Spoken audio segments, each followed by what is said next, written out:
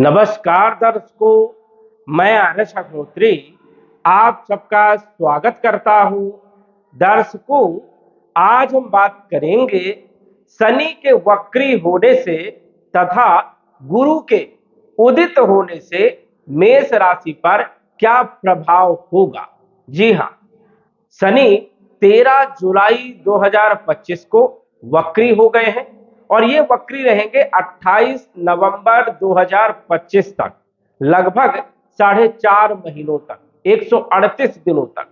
जब कोई ग्रह वक्री होता है तो चेष्टा बल बढ़ जाता है, मतलब शनि का प्रभाव जो है वो ज्यादा देखने को मिलेगा, क्योंकि एक्स्ट्रा पावर आ जाएगी, चेष्टा बल बढ़ जाएगा, ग्रह की गति बढ़ जाती है जब वक्री होता है तो, और फल देने की क्षमता भी बढ़ जाती है। 4.5 महीनों के अंदर शनि एक्टिव रहने वाले हैं, महाबली रहने वाले हैं। ऐसे में मेष राशि वालों के किन किन क्षेत्रों पर शनि का प्रभाव देखने को मिलने वाला है। वही गुरु की बात करें तो गुरु जो कि लंबे समय से अस्त चल रहे थे, 9 जुलाई को गुरु भी उदित हो गए हैं, जिनका प्रभाव आपके 5 क्षेत्रों पर, 5 भावों पर पड़ने वाला है। आने वाला जो समय है कैसा रहने वाला है, क्योंकि ये दोनों ग्रह बड़े ग्रह माने जाते हैं, इनका प्रभाव हमारे जीवन में लंबे समय तक रहता है और ज्यादा प्रभावी होता है। तो ये ग्रह आपको कैसा फल देने का काम करेंगे, इस वीडियो के माध्यम से विस्तार से जानेंगे और आपके संपूर्ण क्षेत्रों के बारे में चर्चा करेंगे। तो आइए जानते हैं। उससे पहले यह समझिए कि यह फलादेश चंद्र राशि पर आधारित है।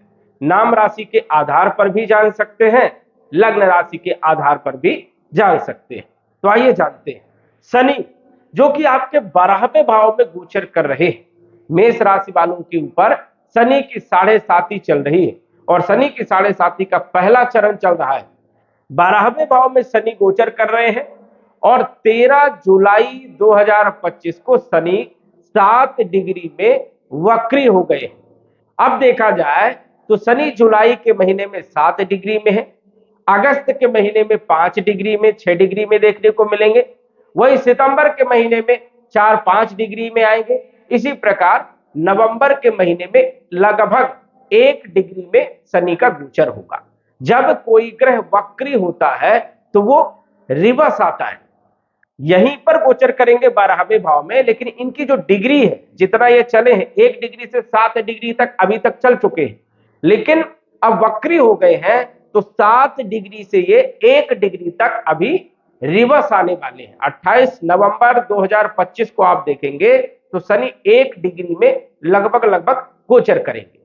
28 नवंबर को जब ये मार्गी हो जाएंगे, पुनः सीधी गति करेंगे, तो फिर ये 1 डिग्री से 2 डिग्री में आएंगे, 2 डिग्री से 3 डिग्री और 3 से फिर 4, इस प्रकार से ये आगे की ओर गति करेंगे।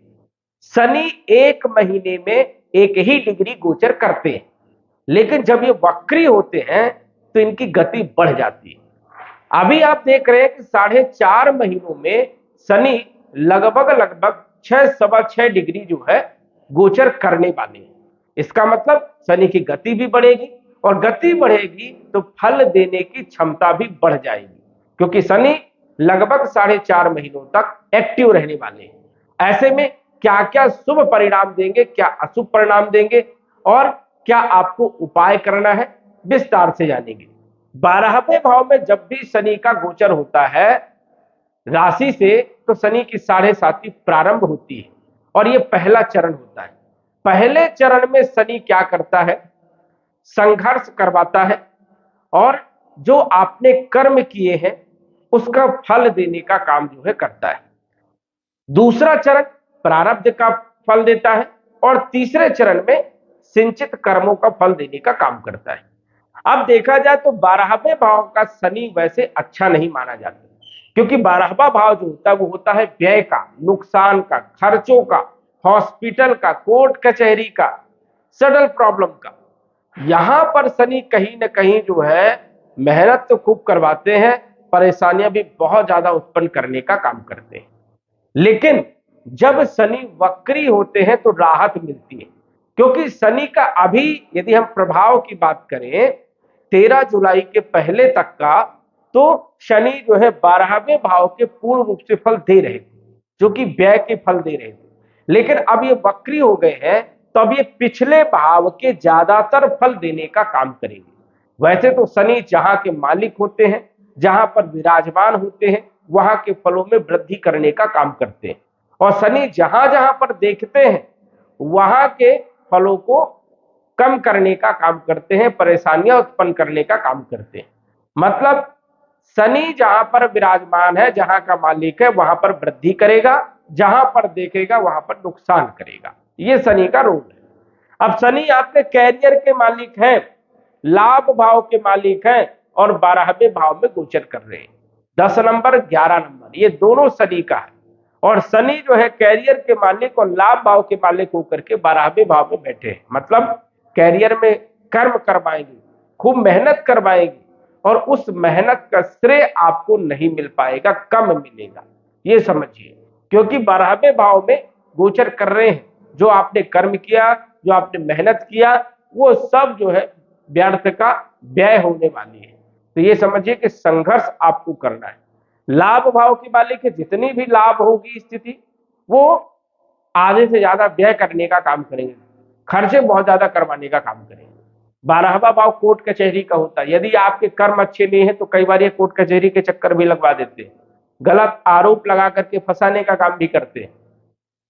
लेकिन अब ये वक्री हो गए हैं, तो 12वें भाव के फल बहुत ही कम देंगे, नाम मात्र का देंगे। अधिकतर फल देंगे वो एकादश भाव का। एकादश भाव होता है लाभ का, आय का, इच्छा पूर्ति का।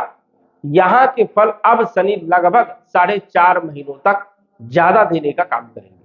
दूसरी बात, शनि पिछले समय जो पूर्ण रूप से काम नहीं कर पाए, वो अब वक्री में करेंगे।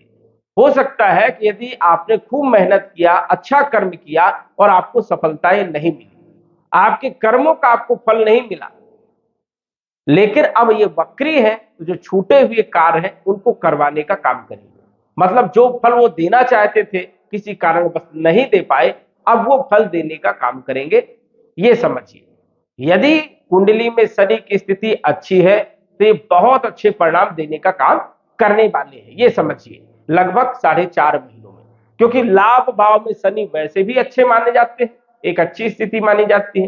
तो स्वाभाविक है कि जो फालतू का व्यय हो रहा था, नुकसान हो रहा था, कर्जे चढ़ रहे थे, और बैंक बैलेंस कम हो रहा था, कहीं ना कहीं शत्रु पैदा हो रहे थे, नुकसान हो रहा था, वो अब कम होगा। क्योंकि लाभ भाव के फल पूर्ण रूप से ज्यादा देने का काम करेंगे। लाभ भी होगा, आय के माध्यम भी बनेंगे, और आमदनी आपकी बढ़ने वाली है। दूसरी बात, शनि 10वां भाव कैरियर के मालिक है, तो कैरियर की स्थिति को भी बेहतर करेंगे, नौकरी की स्थिति को बेहतर करेंगे। नौकरी में यदि माहौल कोई खराब चल रहा है ऑफिस में, वो ठीक करने का काम करेंगे। व्यापारिक स्थिति को बढ़िया करने का काम करेंगे। जिनके पास नौकरी नहीं है, उन लोगों को नौकरी आसानी से मिलेगी। जो लोग विदेश जाना चाहते हैं, उन लोगों के लिए भी स्थिति बढ़िया रहेगी। विदेश में रह रहे लोगों के लिए भी स्थिति बेहतर होगी। 12वें भाव में शनि गोचर करता है, तो विदेश का योग भी बनाते हैं, और विदेश की स्थिति को बेहतर करने का भी काम करते हैं। मतलब कैरियर को भी कहीं ना कहीं लगभग 4.5 महीनों में सेटल करने का काम करेंगे, बेहतर करने का काम करेंगे। एकादश भाव के भी अच्छे परिणाम देने का काम करेंगे, और जो फालतू का व्यय, नुकसान, खर्चे हो रहे थे, वो आप कम होंगे। यहां पर रुकावटें अब देखने को मिलेगी, कहीं ना कहीं अब धन आपका थोड़ा बचेगा। शनि की दृष्टियां अच्छी नहीं मानी जाती, लेकिन जब कोई ग्रह वक्री होता है तो दृष्टि का प्रभाव नाम मात्र का होता, कम हो जाता है। तीसरी दृष्टि धन भाव में, जो कि सबसे ज्यादा धन खर्चे, कुटुंब परिवार में विवाद में स्थिति बनी हुई थी, वो अब सुधरेगी। धन भी आएगा, धन बचेगा भी, और कुटुंब परिवार की स्थिति बेहतर होगी। शनि की 7वीं दृष्टि 6ठे भाव में होने के कारण शत्रु पैदा हो रहे थे, आपस में माहौल ठीक नहीं चल रहा था, कई लोग नौकरी छोड़ चुके थे। जो लोग नौकरी छोड़ चुके थे, उन लोगों के लिए नौकरी का योग बनेगा। शत्रुओं को परास्त करने का काम करेंगे, और यहां पर भी आपको राहत मिलेगी, क्योंकि दृष्टि का प्रभाव अब कम रहने वाला है। 10वीं दृष्टि भाग्य भाव में होने के कारण यदि भाग्य का साथ नहीं मिल रहा था, खूब मेहनत कर रहे थे, लेकिन सफलता नहीं मिल पा रही थी, तो इस टाइम पर आप मेहनत करिए, सफलता आपको जरूर मिलेगी, भाग्य का आपको साथ मिलेगा। तो शनि इन क्षेत्रों पर अच्छा प्रभाव डालने का काम करने वाले हैं। लेकिन ये ध्यान रखिए कि शनि संघर्ष करवाते हैं, संघर्ष आपको करना पड़ेगा। आप चाहे कि मैं बैठ करके सब कुछ कर लूं, कुछ नहीं होगा। शनि संघर्ष करता है, संघर्ष करवाते हैं, मेहनत करने वाले को पूर्ण फल देने का काम करते हैं। गुरु की बात करें तो गुरु तीसरे भाव में गोचर कर रहे हैं। जिन लोगों का विवाह नहीं हो रहा था, रिश्ते नहीं आ रहे थे, वैवाहिक जीवन खराब चल रहा था, दाम्पत्य जीवन में दिक्कत थी, या फिर पार्टनरशिप अच्छी नहीं चल रही थी, व्यापार अच्छा नहीं चल रहा था, दैनिक आय में कमी थी, तो ये समझिए कि गुरु अब मजबूत हो गए हैं, उदित हो गए हैं, और अगस्त के महीने से पूर्ण बली भी हो रहे हैं, अपने नक्षत्र में आ रहे हैं। तो ये समझिए कि विवाह के लिए रिश्ते भी आएंगे, वैवाहिक जीवन भी सुधरेगा, दैनिक आय में वृद्धि होगी और व्यापार बढ़िया रहेगा, पार्टनरशिप आपकी मजबूत रहेगी।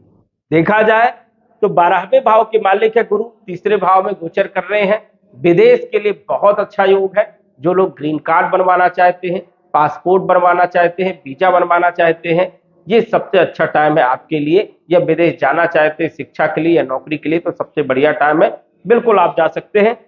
हरी झंडी है आपके लिए। बल पराक्रम में वृद्धि करने का काम भी करेंगे, भाई बहनों के साथ संबंधों को मजबूत करने का काम करेंगे और यात्राओं से लाभ देने का काम करेंगे। वही शनि की पंचम दृष्टि सप्तम भाव में होने के कारण यदि विवादमय स्थिति थी दाम्पत्य जीवन में, उसको सुधारने का काम और व्यापार को बेहतर करेंगे। सप्तम दृष्टि भाग्य भाव में होने के कारण भाग्य का पूरा साथ मिलेगा। जितनी आप मेहनत करेंगे उसका पूरा आपको यश मिलेगा, लाभ होगा। और इनकी नवम दृष्टि लाभ भाव में होने के कारण इच्छा की पूर्ति भी होगी, लाभ भी होगा और आय के माध्यम भी बढ़ेंगे।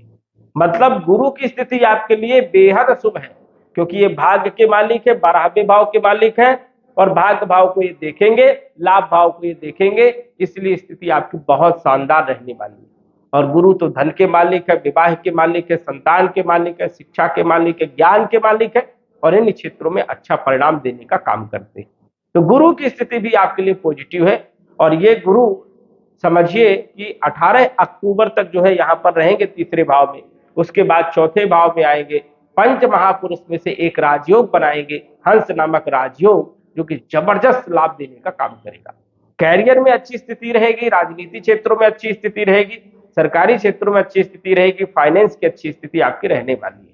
तो यहाँ पर भी गुरु के अच्छे परिणाम आपको मिलने वाले हैं। 5 दिसंबर को पुनः तीसरे भाव में आएंगे, यहाँ पर भी अच्छे परिणाम देंगे। मतलब दोनों ग्रहों के अच्छे परिणाम आपको मिलने वाले हैं। लेकिन यदि महादशा, अंतरदशा शनि की है, राहु की है, या मारक ग्रहों की है, या पाप प्रभाव वाले ग्रहों की है, तो बदलाव कम देखने को मिलेगा। और यदि योग कारक ग्रहों की है तो ये समझिए कि 100% बदलाव जो है आपको देखने को मिलने वाला है। तो दर्शकों, आज बस इतना ही। धन्यवाद। यदि आप अपनी कुंडली का विश्लेषण घर बैठे करवाना चाहते हैं तो दिए गए व्हाट्सएप नंबर से संपर्क करें। साधारण फीस जमा करके आप अपनी कुंडली का विश्लेषण फोन के माध्यम से घर बैठे ही करवा सकते हैं और जान सकते हैं अपने भूत, भविष्य और वर्तमान के बारे में। धन्यवाद। WhatsApp number 9479893911।